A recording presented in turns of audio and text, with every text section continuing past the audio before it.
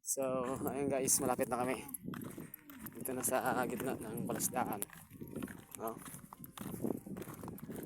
Sana may mahuli. So, ang gagawin namin ngayon guys, ngayong hapon, ilalatag namin ng lambat. So, pag nilatag ng lambat, iwanan namin yan. Tapos manguha na kami ng shells. Makasakaling may madampot tayong mga pwedeng ulam. So, ayan na. Latag na ni Anel.